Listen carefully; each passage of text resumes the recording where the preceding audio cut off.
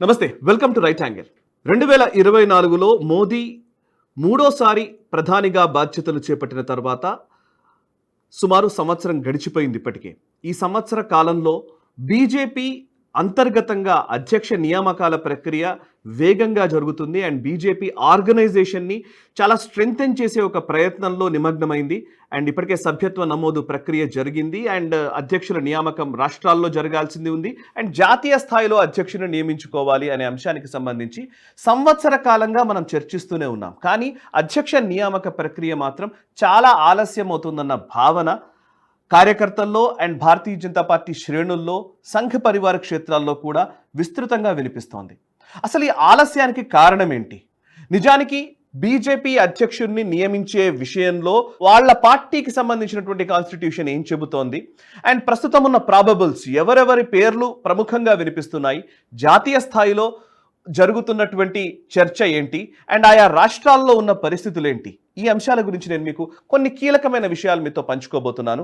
And ఇప్పుడు మొన్న నిజానికి కుంభమేళాతో హడావిడి నెలకొన్న సందర్భము, ముందు ఢిల్లీ ఎలక్షన్స్, అటు హర్యానా ఎలక్షన్స్, మహారాష్ట్ర ఎలక్షన్స్ తర్వాత కుంభమేళాతో హడావిడి ఉండింది. ఆ తర్వాత పహల్గామ్ టెర్రరిస్ట్ దాడి తర్వాత ఆపరేషన్ సింధూర్ చుట్టూతానే పూర్తిగా దేశ రాజకీయాలన్నీ తిరుగుతున్న టైంలో ఆలస్యం అవుతున్న మాట వాస్తవం. కానీ బీజేపీ అంతర్గతంగా జరుగుతున్న చర్చల్లో కొన్ని కీలకమైన విషయాలున్నాయి, వాటి గురించి చెప్పే ప్రయత్నం చేస్తాను.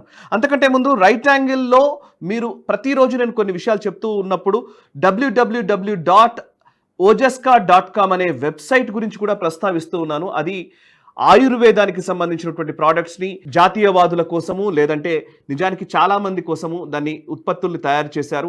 ఆధునిక టెక్నాలజీని ఆయుర్వేదానికి ముడిపెట్టి ఒక అద్భుతమైనటువంటి పరిశోధనల తర్వాత కొన్ని ఉత్పత్తులు తీసుకొచ్చారు అండ్ ఒజస్కా నుంచి వచ్చినటువంటి ఉత్పత్తుల్ని వాడడం వల్ల ఫ్లూ నుంచి ఈవెన్ క్యాన్సర్ వరకు అనేక వ్యాధులకు ఉపశమనం పొందవచ్చు అని వారు చెప్తూ ఉన్నారు అండ్ వాటిని ఎక్స్ప్లోర్ చేయవలసిందిగా కోరుతున్నాను. ఇక అధ్యక్ష నియామక ప్రక్రియలోకి వెళదాం. సో బీజేపీలో ప్రాబబుల్స్ లిస్టులో నిజానికి జాతీయ స్థాయిలో అధ్యక్షుడిగా ఒక 4 పేర్లు కీలకంగా వినిపిస్తున్నాయి.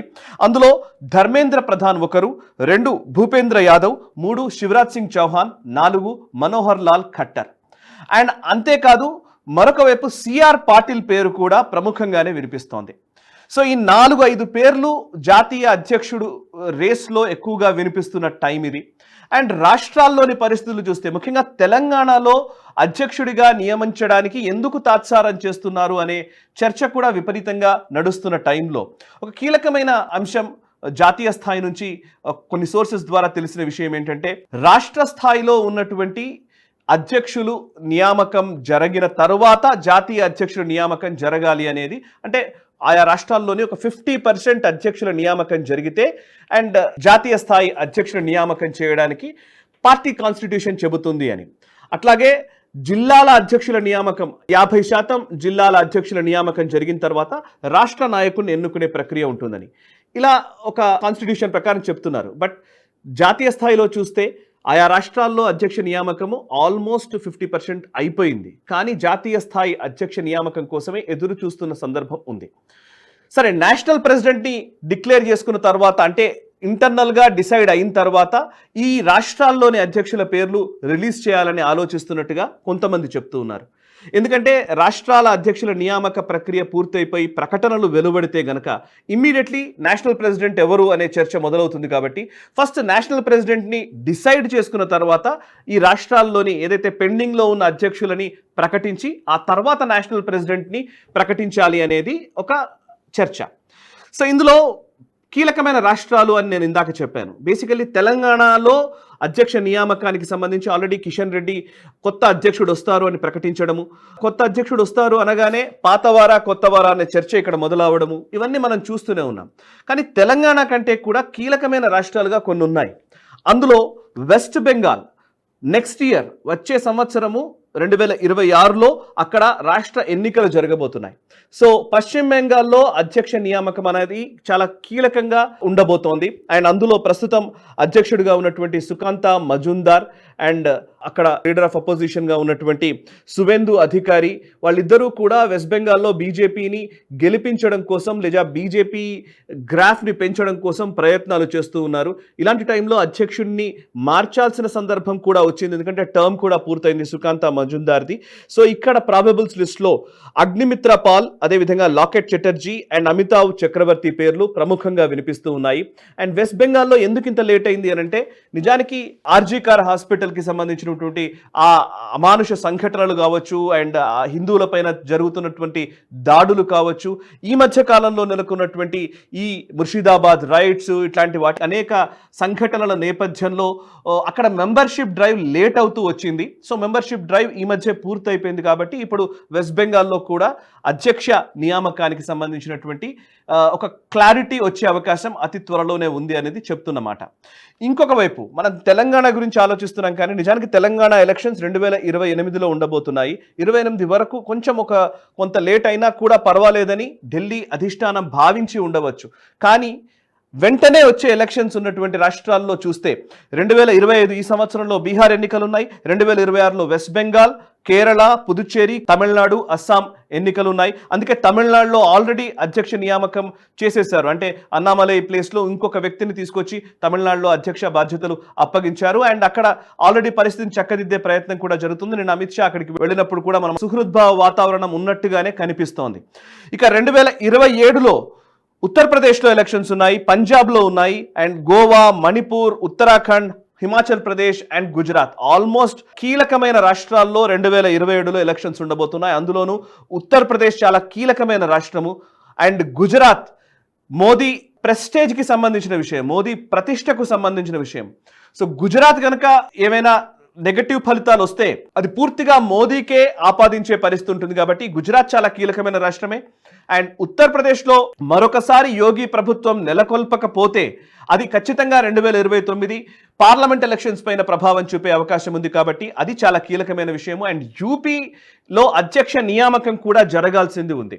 అండ్ యూపీలో చూస్తే ప్రస్తుత ప్రెసిడెంట్గా ఉన్నటువంటి భూపేంద్ర చౌదరి విషయంలో ఆయనని పక్కకు జరపాలా అనే అంశానికి సంబంధించి తీవ్ర చర్చ జరుగుతోంది.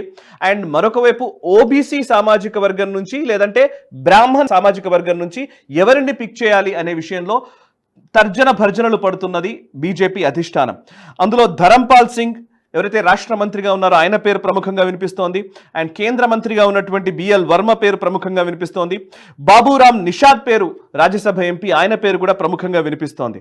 అండ్ ఇప్పటికే అఖిలేష్ యాదవ్ ఎంవై కాంబినేషన్తో సమాజ్వాదీ పార్టీ ఎన్నికల్లోకి వెళుతుంది. ముస్లిం యాదవ్ అనే కాంబినేషన్తో ప్రతిసారి ఎలక్షన్స్కి వెళుతుంది. కానీ దానికి 2024 పార్లమెంట్ ఎలక్షన్ సమయంలో అఖిలేష్ యాదవ్ మరొకటి కూడా జోడించారు, అది పిడిఏ అంటే పిచ్చిడా ఆదివాసీ దళిత్. ఈ కాంబినేషన్ని కూడా ఆయన పోయిన ఎలక్షన్స్ లో ఎక్కువగా విస్తృతంగా ప్రచారం చేశారు. రిజర్వేషన్ల గురించిన ప్రస్తావన కావచ్చు, లేకపోతే యూపీలో ఉన్నటువంటి అగ్రవర్ణాలను టార్గెట్ చేస్తూ మాట్లాడడం కావచ్చు, ఇవన్నీ చేస్తూ వచ్చారు. సో దట్ అది బీజేపీకి కొంత ప్రతికూల ఫలితాల్ని 2024 ఎలక్షన్స్ లో అందించింది. కాబట్టి సో 2024 నెగటివ్ రిజల్ట్స్ ని దృష్టిలో ఉంచుకొని ఈ యూపీలో అధ్యక్ష మార్పు ఉండబోతుందనే చర్చ ఉంది. అండ్ అది కూడా యోగి ఆదిత్యనాథ్ కి అనుకూలమైన వ్యక్తిని లేదంటే ప్రభుత్వాన్ని నిజానికి మళ్ళొకసారి ప్రభుత్వం ఏర్పాటు చేసే విధంగా ఆర్గనైజేషన్ నడిపే వ్యక్తికి అక్కడ అధ్యక్ష బాధ్యతలు ఇవ్వాలనే చర్చ నడుస్తున్న నేపథ్యంలో యూపీ విషయంలో కొంత లేట్ అవుతోంది. అండ్ యూపీలో కూడా కుంభమేళా ఉండడంతో సభ్యత్వ నమోదు ప్రక్రియ లేట్ అయింది. సో అందుకే యూపీలో అధ్యక్షుడిని నియమించే విషయంలో కొంత లేట్ అవుతుంది అనేది చెప్తున్నమాట. యూపీలో కాన్ఫ్లిక్ట్ ని కూడా అధిగమించాలని బీజేపీ అధిష్టానం భావిస్తోంది. ఇక గుజరాత్, ఇందాక చెప్పినట్టే గుజరాత్లో కూడా అధ్యక్ష మార్పు జరగాల్సి ఉంది అని చెప్తూ ఉన్నారు. అండ్ గుజరాత్ నిజానికి మోదీ ప్రతిష్టకు సంబంధించినటువంటి రాష్ట్రం కాబట్టి 2027లో అక్కడ ఎలక్షన్స్ ఉన్నాయి కాబట్టి సో గుజరాత్ కూడా చాలా కీలకమైన రాష్ట్రం. అండ్ ఇక మధ్యప్రదేశ్లో కూడా చర్చ నడుస్తోంది. మధ్యప్రదేశ్లో శివరాజ్ సింగ్ చౌహాన్ కేంద్ర మంత్రివర్గంలోకి వచ్చారు. అండ్ అక్కడ సుదీర్ఘకాలం పాటు ముఖ్యమంత్రిగా పనిచేస్తున్నటువంటి శివరాజ్ సింగ్ చౌహాన్ లేని లోటును భర్తీ చేస్తూ అటు మోహన్ యాదవ్ ముఖ్యమంత్రిగా ఉన్నప్పుడు ఆయనకు అనువుగా ఉండేటువంటి ఇంకొక అధ్యక్షుడిని తీసుకురావాలి అనే అంశానికి సంబంధించిన చర్చ జరుగుతోంది. ఇందులో కూడా ప్రాబబుల్స్ లిస్ట్లో నరోత్తమ్ మిశ్రా ఉన్నారు, ఫార్మర్ మినిస్టర్ అయిన. అండ్ అలోక్ శర్మ, రామేశ్వర్ శర్మ, బ్రిజేందర్ ప్రతాప్ సింగ్, అరవింద్ సింగ్ ఈ పేర్లు ప్రముఖంగా వినిపిస్తున్నాయి మధ్యప్రదేశ్లో. సో ఇది కూడా కీలకమైన రాష్ట్రం. ఇక త్రిపుర, మణిపూర్లో కూడా అధ్యక్ష నియామకాలు జరగాల్సి ఉంది.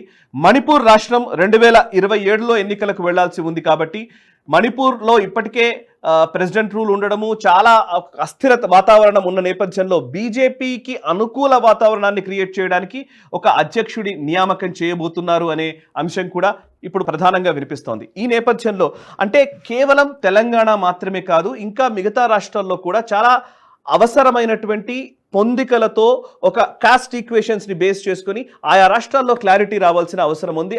అప్పుడే నిజానికి జాతీయ అధ్యక్షుడి నియామకం కూడా జరగబోతోంది. ఈవెన్ జాతీయ అధ్యక్షుడి ఎంపిక విషయంలో కూడా చాలా ఛాలెంజెస్ ఉన్నాయి.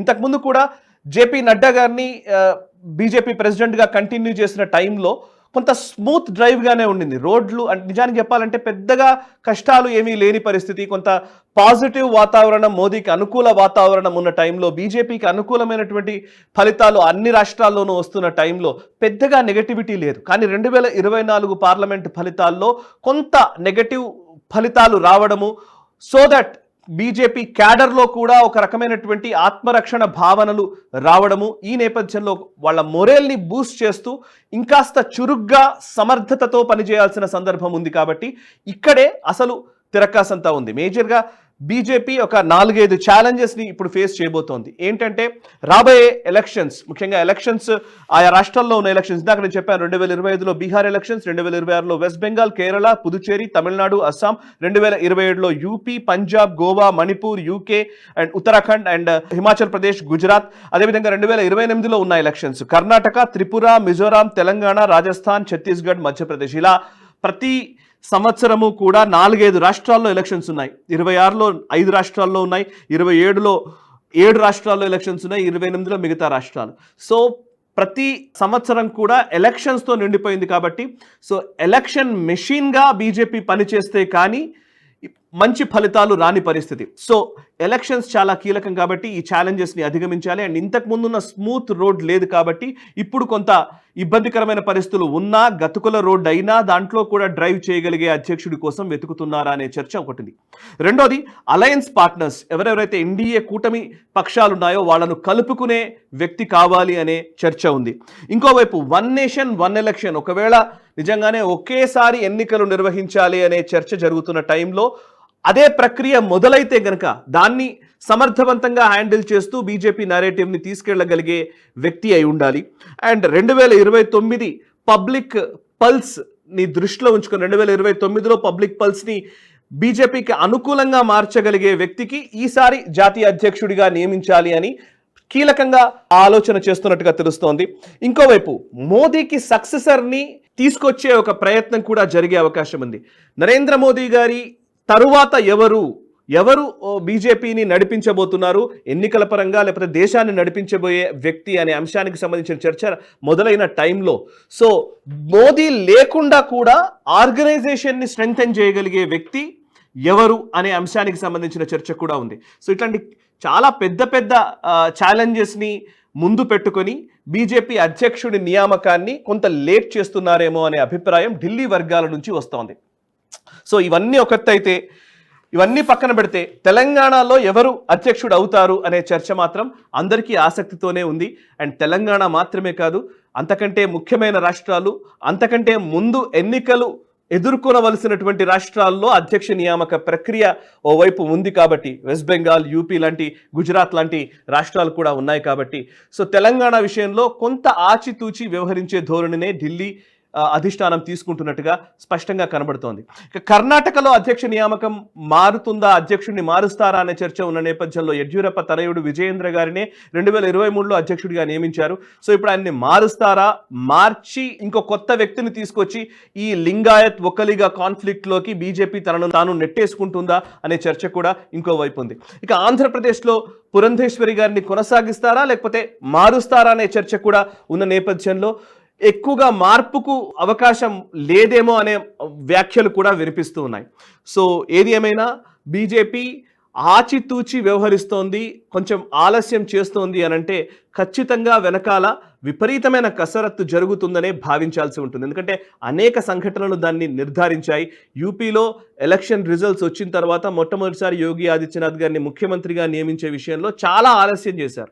అండ్ 2023 అసెంబ్లీ ఫలితాల తర్వాత శివరాజ్ సింగ్ చౌహాన్ని, అదేవిధంగా రమణ్ సింగ్ని మార్చిన విషయంలో, ఈవెన్ వసుంధరా రాజే సింధియాను కూడా మార్చేసి కొత్త వ్యక్తుల్ని అక్కడ ముఖ్యమంత్రులుగా నియమించిన సందర్భంలో కూడా చాలా లేట్ చేశారు. కానీ అక్కడ ఫలితాలు చూస్తే ఇప్పుడు మనం చాలా పాజిటివ్ ఫలితాల్ని, అండ్ ఇంకా చెప్పాలంటే ఒక కోఆర్డినేటెడ్గా ఆయా రాష్ట్రాల్లో పార్టీ అదేవిధంగా ప్రభుత్వాలు నడుస్తున్న పరిస్థితి. సో లేట్ అయినా లేటెస్ట్గానే అధ్యక్షుడి నియామకం ఉండబోతుంది అనేదే బీజేపీ ఢిల్లీ అధిష్టానం భావన అయి ఉండవచ్చు. ఇక ఈ నేపథ్యంలో ఇందాక నేను చెప్పిన పేర్లలో ప్రాబబుల్స్ లిస్ట్లో ఎవరు అధ్యక్షుడైతే బాగుంటుందని మీరు అనుకుంటున్నారో, తెలంగాణలో కావచ్చు, అటు జాతీయ స్థాయిలో కావచ్చు, మిగతా రాష్ట్రాల్లో కావచ్చు, ఎవరు అధ్యక్షుడైతే బాగుంటుందని మీ అభిప్రాయాన్ని కామెంట్స్ ద్వారా తెలియజేసే ప్రయత్నం చేయండి. అండ్ ఈ వీడియోని లైక్ చేయండి, 10 మందికి షేర్ చేయండి. మనసా వాచా కర్మణ, దేశహితం కోసం, Nationalist hub and NH TV. ఈ వీడియో మీకు నచ్చినట్టయితే లైక్ చేయండి, 10 మందికి షేర్ చేయండి. అలాగే కామెంట్ల రూపంలో మీ అభిప్రాయాలను మాతో పంచుకోండి. Nationalist hub group of channels ను సబ్స్క్రైబ్ చేసుకుని తెలుగునాట జాతీయవాద జర్నలిజాన్ని ప్రోత్సహించండి. ఈ వీడియో కింద ఉన్న బెల్ ఐకాన్ పై క్లిక్ చేయడం మర్చిపోవద్దు.